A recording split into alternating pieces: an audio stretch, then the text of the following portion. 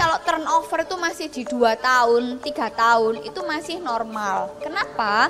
Karena setiap orang itu berusaha men-challenge dirinya untuk lebih tinggi lagi, punya jabatan kah, posisi yang mereka benar-benar idamkan, mimpi mereka, atau bahkan mereka keluar itu ingin men-challenge dirinya mungkin sebagai seorang entrepreneur.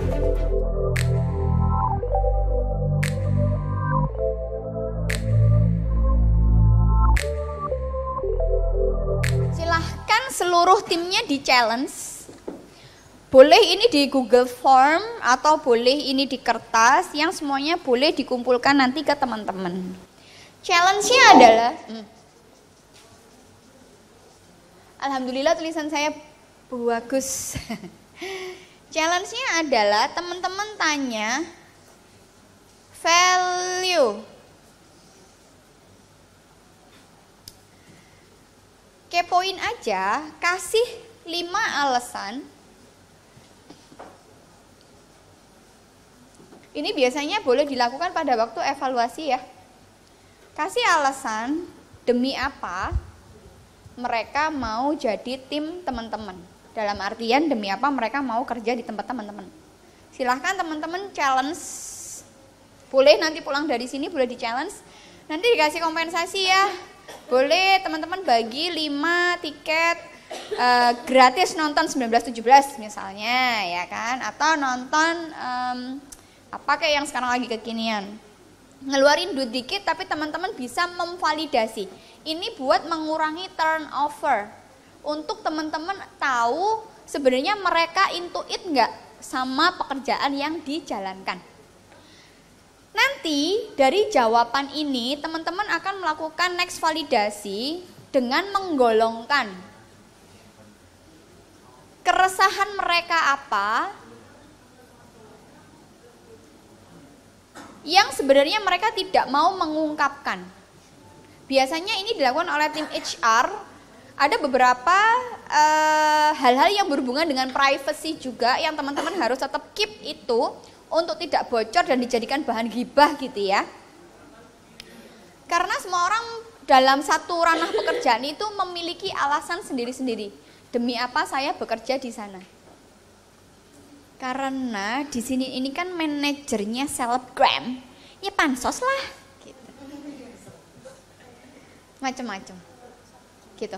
Karena di sini jamnya fleksibel kak. Saya pagi harus kuliah, saya bisanya masuk malam. Tapi saya ada kendala dengan keuangan untuk melanjutkan kuliah. Orang tua saya sudah nggak ada, saya harus menghidupi diri saya sendiri. Orang punya segudang alasan. Dari alasan ini nanti teman-teman akan validasi, kelihatan yang benar-benar niat mana, yang benar-benar bisa di-challenge mana, yang dia umurnya nggak lama untuk stay di tempat kerja kalian, mana, akan kelihatan. Gitu ya. Karena teman-teman pun sekarang saya tanya, misalnya, mau nanya nih, demi apa sih mbaknya bikin bisnis itu? Bisa jawab nggak? Wedding invitation, mana yang punya wedding invitation? Demi apa sih bikin usaha wedding invitation, Mas?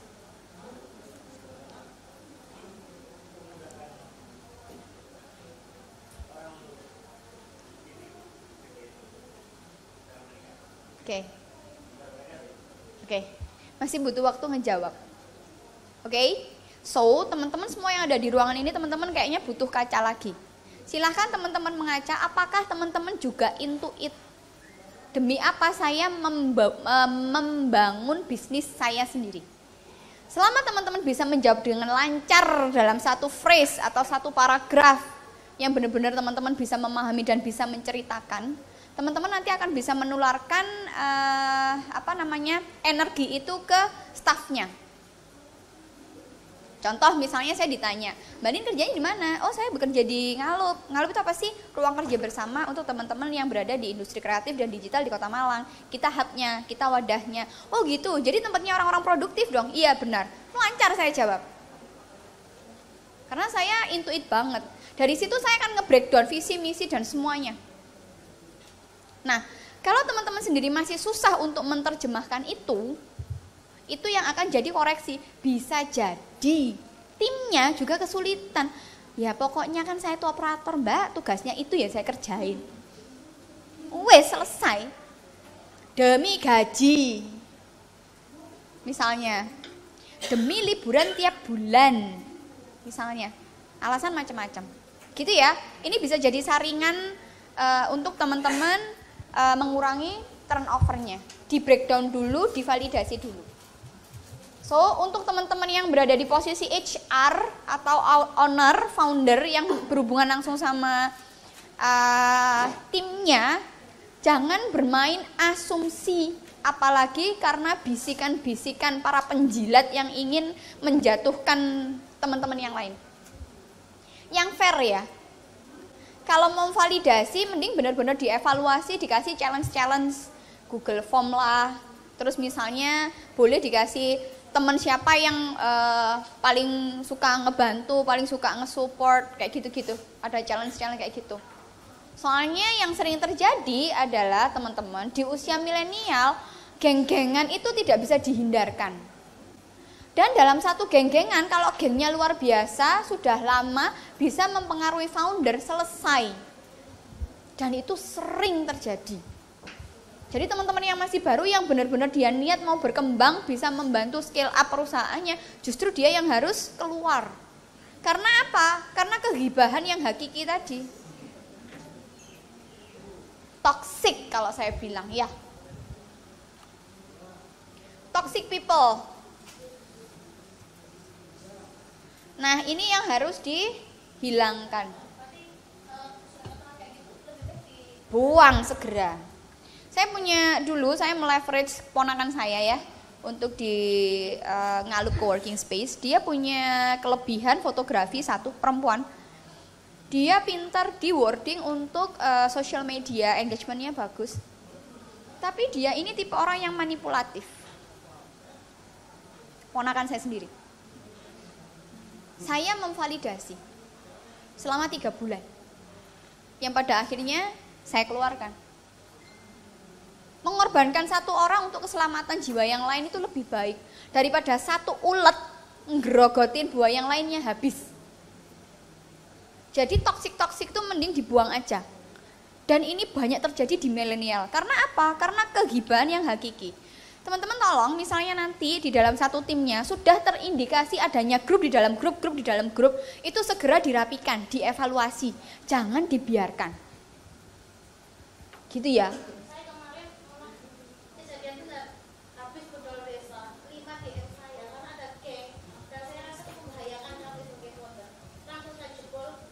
Iya.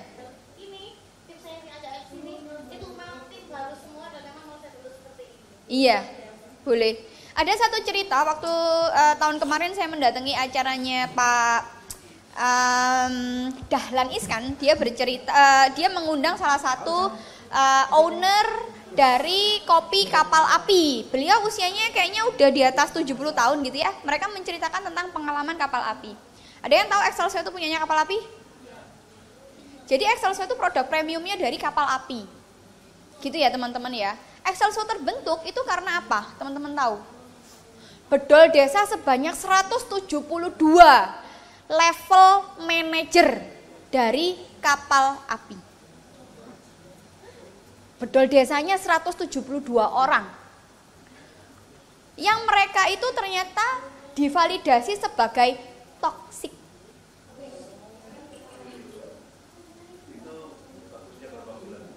Apanya? Kan nanti kita punya insting ya. Kalau founder tuh biasanya punya insting, nggak bisa dibohongi.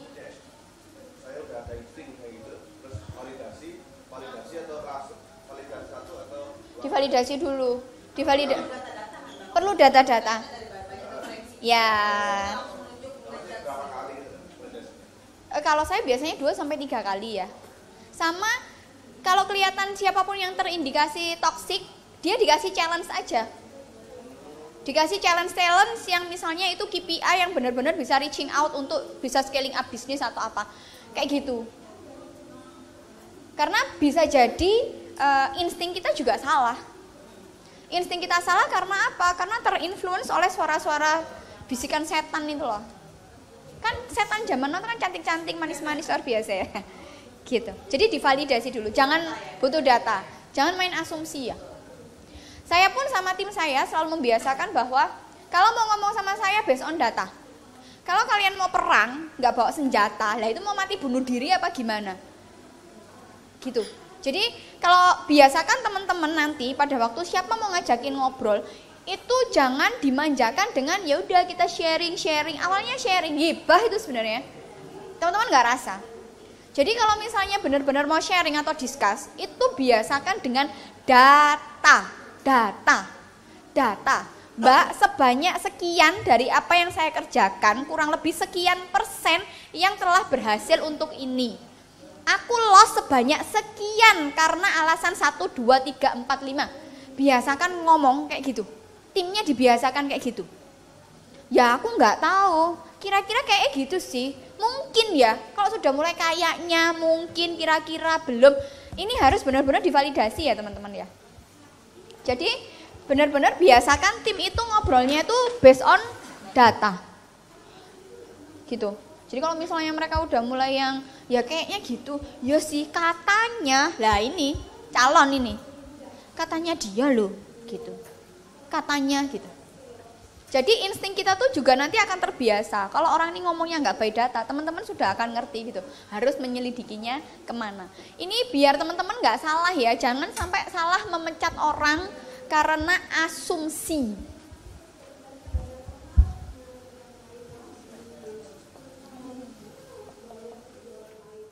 Goalsnya kita apa dulu? Di perusahaan kita ada nggak salah satu fungsi leveraging the people, leveraging the talent? Kalau memang salah satu misi untuk mencapai visinya adalah leverage the people, talent, ya mau nggak mau setiap orang yang tergabung di perusahaan kita, dia harus mau ngajari tim di bawahnya. Dan harus selalu mengingatkan bahwa